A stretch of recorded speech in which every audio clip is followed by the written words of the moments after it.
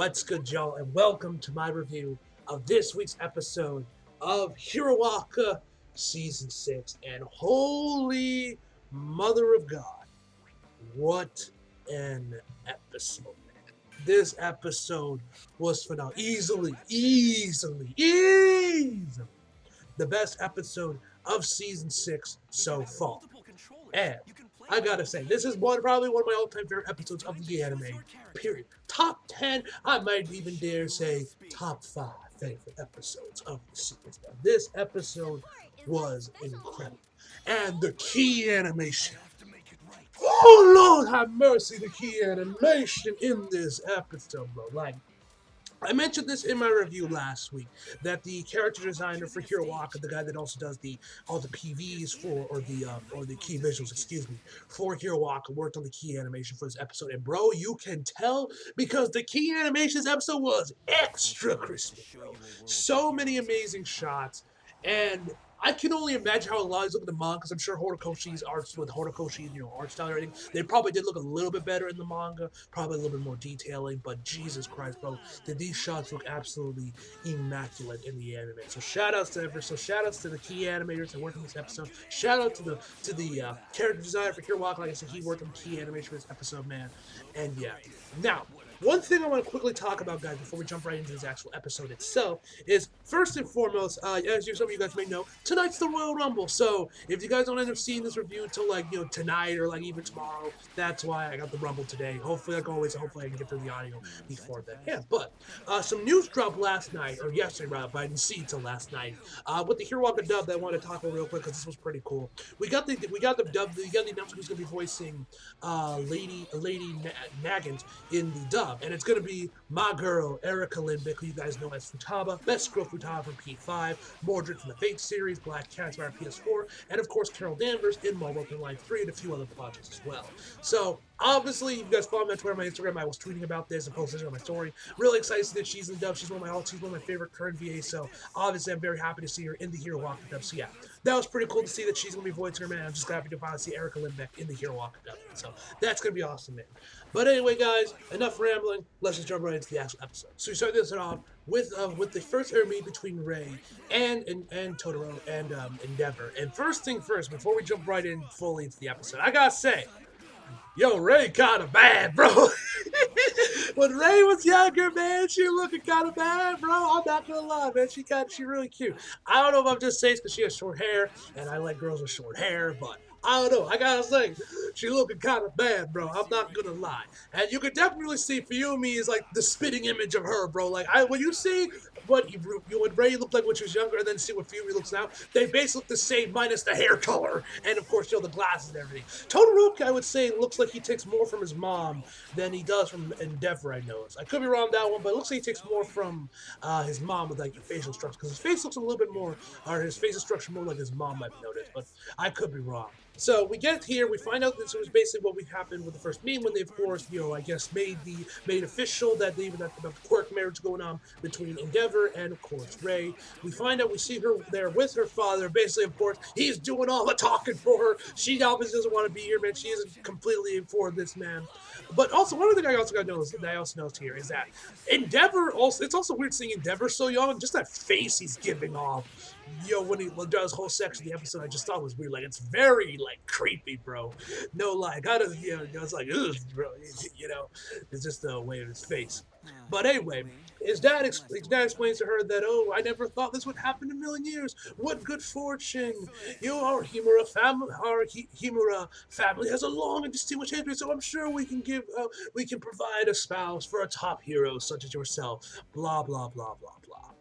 So, Endeavor kind of says that this was made to look like an arranged marriage. Well, of course, we know it was a quirk marriage, that choosing a spouse based on the purpose of trying to enhance your own quirk and the purpose of marriage was just to make babies. That is what he wanted. And with his fire, with the ice quirk of the Himura family were to mix, he thought this would be the plan, the secret to of course overtake and surpass All Might and power, and as the #1 hero. We also learned that the Himura family was once a prestigious family, but since now they have since struggled and wanted the status and the prestige of the #2 hero gave him, and the bride price which I thought was interesting phrasing there. The bride price. Now, me personally, you guys know I'm American. I am not Japanese, so I have no idea, at least mostly, of the culture and the ways of the Japanese culture. But given he said bride price, unless I am, thinking this wrong, you guys can of course correct me if I'm wrong in the comments. Does that mean that he actively paid these guys off, or basically paid her to marry him? Basically paid for this marriage to, I guess, buy her from her family, like she's a fucking slave or something. You know what I mean? I don't know if it's like works like that, how I'm phrasing it, man. I could be misrepresenting this, but like I said, I'm no expert on Japanese culture. I am American after all. But I just thought that line was interesting, the bride price. But it seems like he bought her off. It seems like from her parents, which there's that. But anyway, because of all this, and of course because of the green, his father was more than happy to agree to this proposal. And we obviously re-raised. She obviously isn't for us, but she could have refused, but never did. And knowing that this was a quirk marriage, she became his wife for the sake of her family anyway. And as they're walking through Endeavor's large house, she of course sees those blue flowers that we see her use wearing or carrying, or that we saw in her room throughout the episodes. And Endeavor asks her if she likes the flowers. She says, "Yeah, they're very pretty." Which, by the way, I'm very curious. Do any florists watching this video? What flowers are these? I'm very curious to know what flowers these are that Ray likes so much, and if they have any sort of significance to the plot, like a theme or something. But either way, man, once again, we get another amazing shot from the key animation with Endeavor as he asks Ray if she's alright, man. I'm going to be gushing about the key animation a lot of this episode, man, so be prepared for that, man. But the key animation is amazing. I also like that little fade they do here from the flowers over back to current day Ray. I thought that was a nice little touch there as well. So he asks if she's right. Of course, Ray is not okay, and that's why she came here, because she is not the one suffering right now, because she's not the only one that didn't see the child. We then cut back to Dabi, where he's chilling, I guess, inside the house that the League of Villains is now emanating from after this. He says that guy's my dad, even if that he won't die for something like that. Even if he wanted to die, his position number the hero would not allow it. It's about time he appeared in public. I can't wait to see the pathetic look on his face. It's taken so long to get here. And then he, of course, talks about each members of the Todoroki family. Now, I actually made sure to make close attention to the honorifics he was using, because I was kind of curious how he would refer to each one of these characters. And of course, for Todoroki, he just calls him, or not Todoroki, for Endeavor, he calls him by his full name, because of course we know how much he hates him. He says mom for his mom, Fuyumi-chan for Fuyumi, and then just says Natsu and Shoto for Todoroki and Natsu, which I thought was interesting that out of all the members of the Todoroki family, his siblings and everything, it seems like the only ones that he actually has any sort of connection or, I guess, positive feeling towards seem to be Fuyumi and his mom, which I thought was interesting. Now, could this mean that out of all of them, he still does care for his mom and Fuyumi, and probably would not bring harm to them? Well, of course he would. Of course he does want to kill Endeavor and Todoroki. Don't know, but I thought that was interesting that he did that. Out of everyone, the only one he uses honorifics for is for Fuyumi. So I thought that was interesting by Doc. And then he says, "Look at me from the depths of hell," as once again he cries blood. I feel like there's more to Toei. I feel like there's more to Dabi as a character than meets the eye, and I feel like that he probably does still care for a majority of his siblings even now. Given the fact he cries blood, I have a feeling he still cares for most of them, at the very least Fuyumi. I don't know, I could be wrong on that one, but given the fact he says, "Look for me from the depths of hell," as he starts crying blood, I don't know. It seems like he still cares for them. I could be wrong. But look, that's how it looks like to me. I could be wrong. Then we get over back to another flashback with Toya and Endeavor, where Toya's asking him, like, "Hey, it's Dan, why won't you take me for a quirk training?" And this is something I'm gonna save for later on in the review, but Endeavor has to be probably the most fascinating character of the series. I'll talk more about this later on in the review once we get to the second half of the episode, but there is way more layers to this man than I think any of us had initially thought we first saw back in season 2, and even up to this point, but yeah. So anyway, he tells him that it's for his own sake, and that's when we cut over to when he and Ray went to see a doctor to check out what's going on with his quirk. And that even though his quirk factor shows that he has stronger tendency towards flame, his body seems to tolerate more to ice than it does to flame, which is interesting. So it's like Toya is almost like a reverse Todoroki almost, where instead with Todoroki, where he has both flames and his ice powers, Toya kind of has the same thing, but he has a flame core, but his body is more tolerant to the ice power to ice than it is to hotness and flames, which I thought that is interesting. That could also probably explain why he got burned so badly, as we saw later on in the series and everything. Even the doctor even tells him that, hey, to please keep Toya from using his quirk as much as possible because it could lead to him burning himself super badly, which, as we know, ended up happening. And this also thing, this next slide from the doctor I thought was interesting. And this is where he says, anyway, if it looks like you're trying for a designer bang, this quirk era is a taboo, so I think you should stop.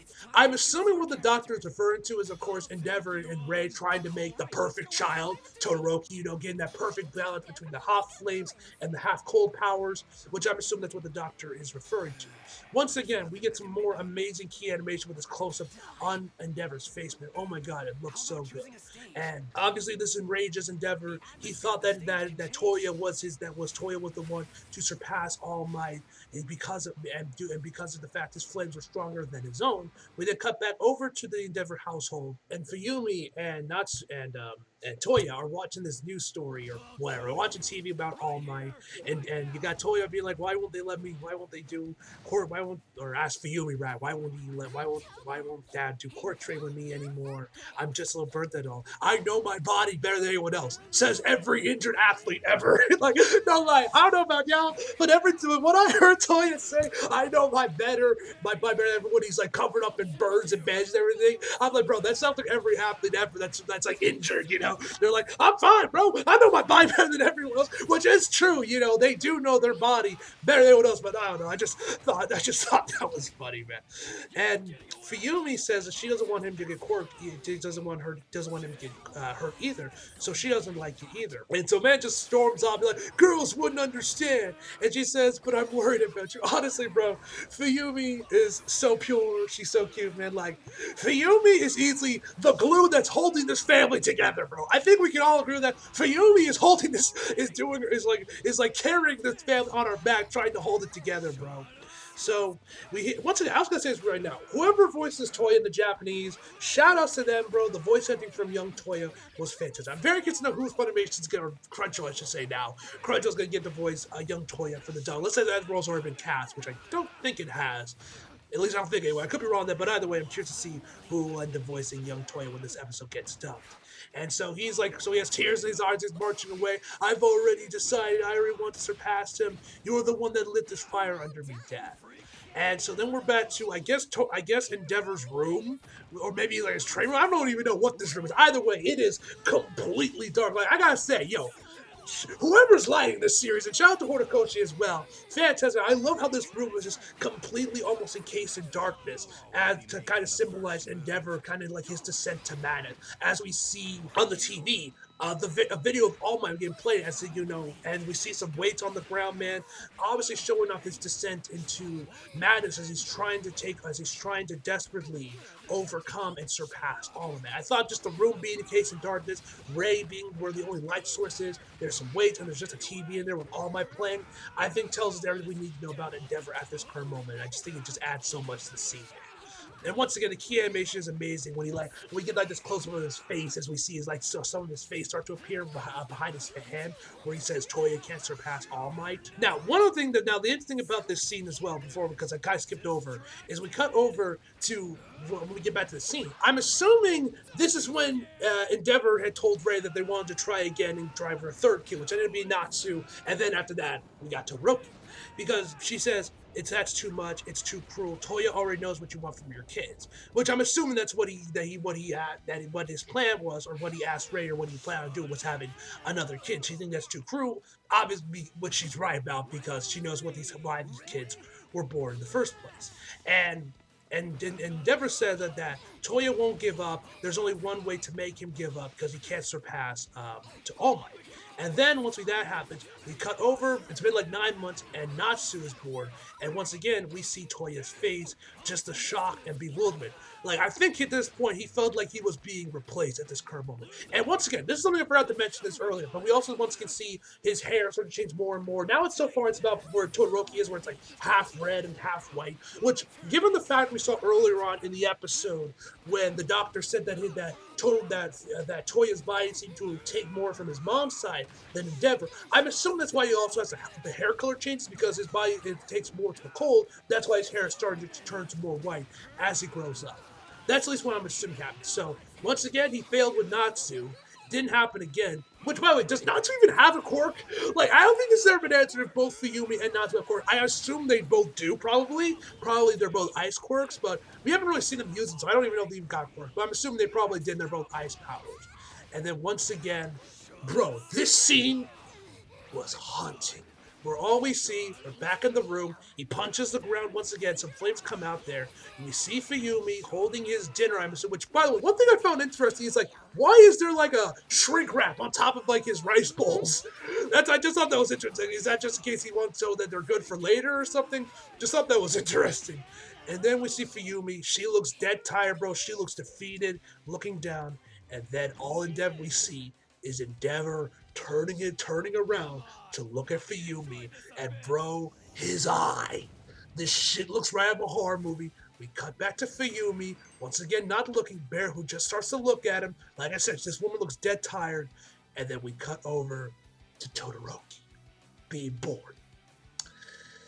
Now, the way this is edited together makes it seem like one thing and only one thing happened when the screen went to black.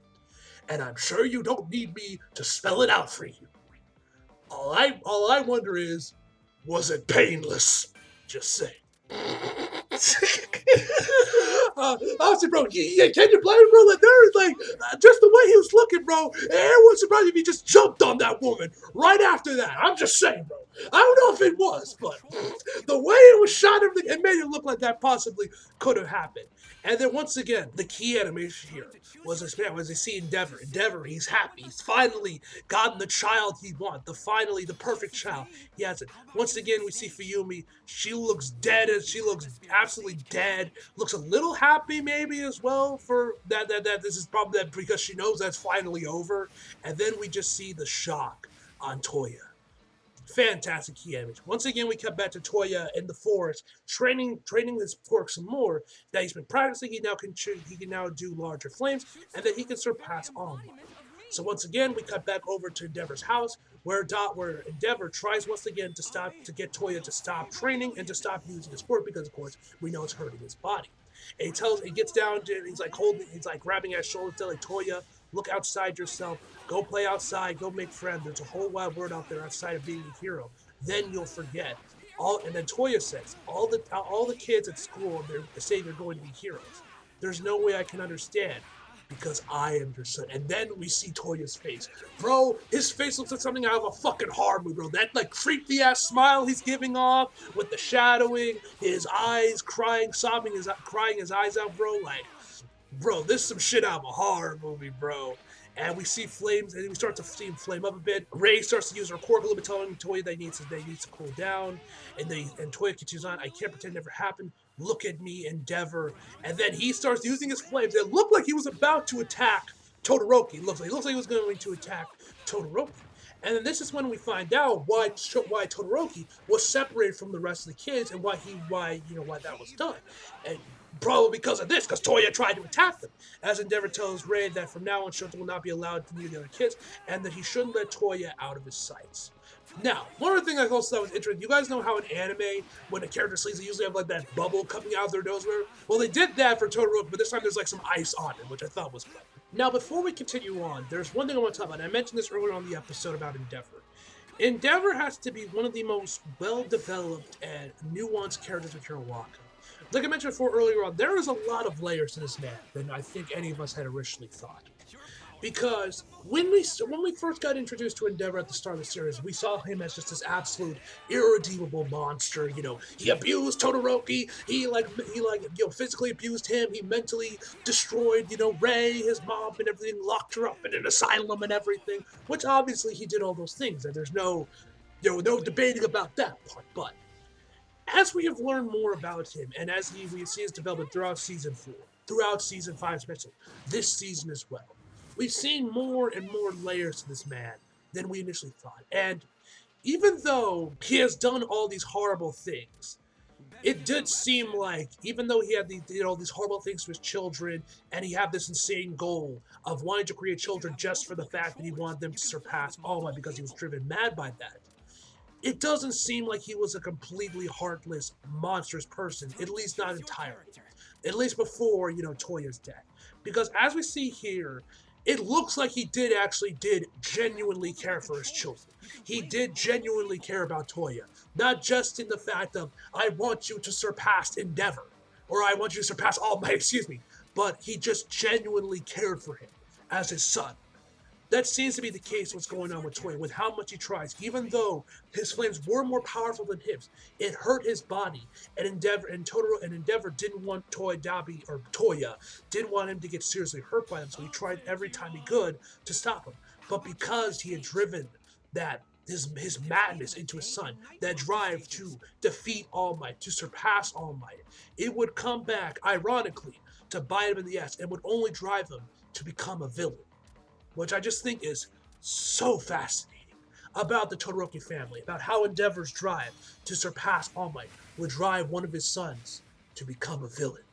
Perfect storytelling, man. Peak fiction, you ask me, man. That is just brilliant writing by Horikoshi, man. So good, man. And yeah, man. So yeah, and also to continue on with that, we see what happened with Todoroki. Now when we saw this, I'm sure most of us thought he separated Todoroki off from the rest of his kids because he wanted to keep them all to himself. Those kids were underneath him; they weren't worthy of his attention, and all he cared about was training Todoroki to have him surpass All Might, which seems like to be the case.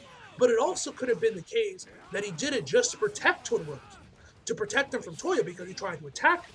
Now, sure, we can argue till the cows come home if he did this because he cared for his son's well-being or just to protect his perfect child. Sure, we can argue about that till the cows come home. But like I said, it seems like Endeavor did care about his children. He didn't just see them as just these tools to be used to defeat All Might.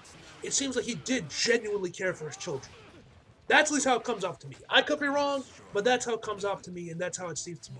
Now, to continue on from where we left off with the scene, once again, I love how Endeavor is almost completely encased and shattered. All you see is his eyes as he tells him that when he tells Rei to not let Toya out of his sight and everything, and then as he tries to leave, Rei tells him that he just wants you to see him, and Endeavor tells him, I can only show him the world of a hero. She then looks at him and tells him he's just running away. As once again we see a look of Endeavor just encased in shadow. We always see his eyes. Like I said, the key animation and the storyboarding in this episode was so fucking good, bro. And just this whole, I love how this scene was framed as he tells him that don't let that Todoroki's gonna get separated from the rest of the killers. I can't look over after him all the time, so I'm sending in help for that. Now don't let Toya out of your sight, man. I just love the way this whole scene is shot, man. It's so good. Anyway, to continue on with the actual episode, we have a time skip. Toya and Fumi were 12 and 13, while Natsu was 8 years old. And we kind of get the full context now behind the scene we saw back in season 2 when Todoroki was giving his backstory with Izuku about, the abuse. And we saw this scene where Todoroki was looking over, on a higher level of the house, looking down over at Fumi, Dabi, or Doya, I guess I should say, and Natsu playing catch, or playing with the ball, and then Endeavor grabs him and drags him away they're from a different world than you. But now we actually get the full content. And I do wonder honestly if Bones actually just recycled the footage from season 2 here. I don't know. It's been years since I've seen season 2, so I can't tell you for certain if they did recycle the footage or they did reanimate, maybe use some different angles compared to the to what it was done in season 2. But if they had reused the footage here, whatever. I don't really blame them. And then we kind of we get this shot of Toya, and then we kind of get to see a scene where we get the whole like I was clinging to Natsu while I was bawling my eyes out, which it seems like Toya is, or Natsu, I should say rather, it's even listening to him. He's like, my man's just like, bro, I'm trying to sleep here, bro. But this is but in all seriousness, jokes aside, this is a pretty sad scene where he says that I was wrong back then. Shoto didn't do anything wrong, but Dad was wrong too. We're failures, so we never talked to us. It's amazing you think about it. Having kids you don't need. That's what a modern hero is. And then Natsu's like, bro, you told me this a million times. Why don't you tell Sis? And then we see Toya saying, are you blaming me too, Natsu? Please don't. I'm telling you this because you're the only one who understands, man. You know, right? All the women in our family are useless. Well, Toya, that isn't very PC of you to say in the year 2023, my friend. Anyway, but yeah, man, like, it's honestly, seeing Toya's descent is also been fascinating to watch in this episode, man, because obviously there is a lot of mental anguish going on with this kid. Probably, without a doubt, we all know he definitely feels replaced. Like, with Endeavor taking so much time to train him, but of course what happened to his quirk.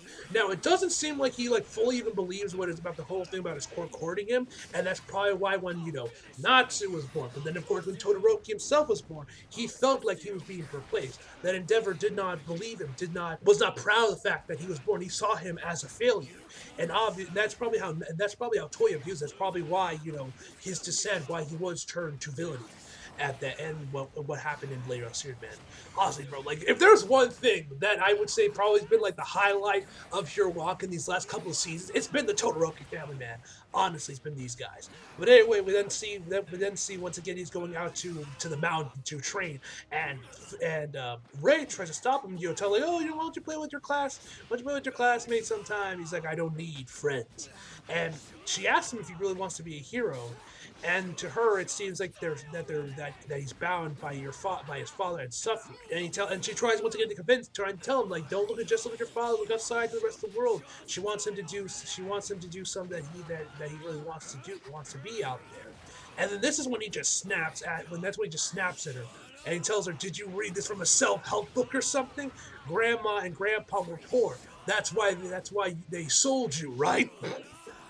Well, there's your answer to that question, I guess. And this scene, I also gotta say, I love when the room now is mostly cased out. He opens the door, and there's nothing but a red background on the other side. I love that. It looked so fucking good. Once again, Toya's mostly in shadow, and he looks over at her and says, you were complacent too much.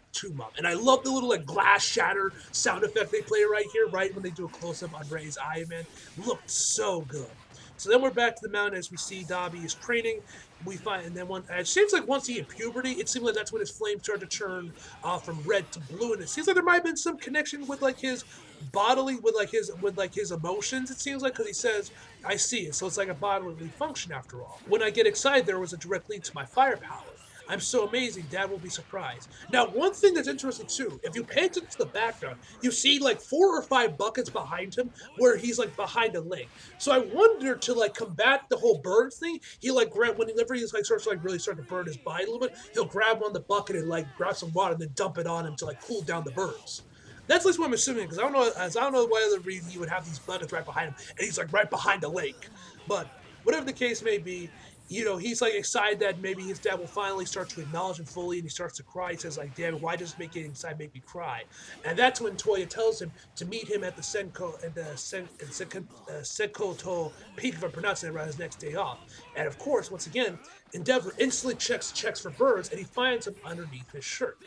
Now, like I said, Endeavor seems like he was someone that did genuinely care for God. He wasn't just a monster, but as we see in the next scene, he was definitely a monster. At least he fully did turn into a monster after what happened to Toya.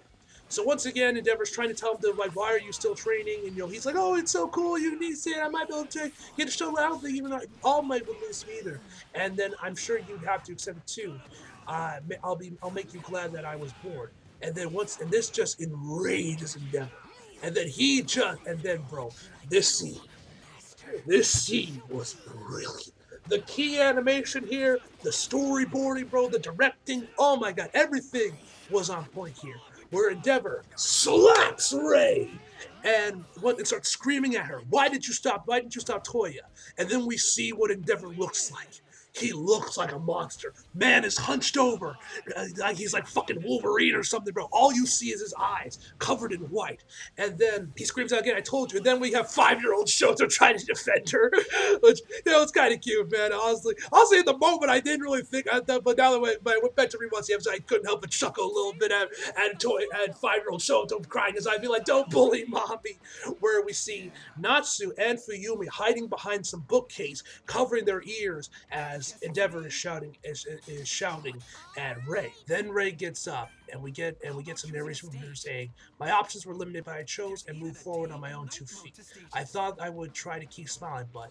And then we see her face, and bro, the key animation here, bro, looked absolutely amazing. When we see like her hair's all messed up, her eyes, there's tears in her eyes, bro. She tells him, "I couldn't stop him." And then we see Endeavor's face. Bro. Did Hirawaka suddenly turn into a horror anime or something, bro? Like, this man, I know I mentioned this countless times, but I have to say it again. The man looks straight monstrous here. Like I said, this man looks like something out of a fucking horror movie, with how his face is drawn, the veins in his eyes, the shadows, everything in the voice acting here. Fantastic. I cannot wait to hear this with Patrick, man. This episode is going to be legendary with the dubcast, man. Especially for Patrick, because I'm sure he's going to go full Dio with this shit. But either way, he tells her, and she tells him I couldn't stop him. And he tells him, you do it. I'm not going to. And then we start to see her cry. And then Deborah grabs at her shirt and once again screams at her, you do it. And then we get to more narration from Ray saying, what can you see right now? Stop looking at me with those eyes. You see Endeavor. She says it again. Stop looking at me with those eyes. And then we see Dabi, or Toya. And then we see Todoroki. Those eyes. And we cut over to the down kettle with the water spilled all over the place. And that's when she heard about Toya. And then after that, of course, is when her mind completely broke. And we cut back over to the present, where Ray says, "You didn't go to Senkoto Park," and Endeavor says, "If I had, I wouldn't. I will just add fuel to the flames of his emotions. No, I don't think I would have known what to say to him." And that's when we and this is when we figure out how the park was lit on fire. Toya was there, he started crying, and then his tears start to catch fire, which I'm assuming is how his tear ducts burnt. And then from there he just basically becomes the Human Torch and just engulfs the entire forest in flames. Now, we still don't know how he escaped and what the bone fragment was that they found. Those are still the big openings, still massive holes in the timeline that we still don't know. How did he leave? How did he get out there? And what was the bone fragment?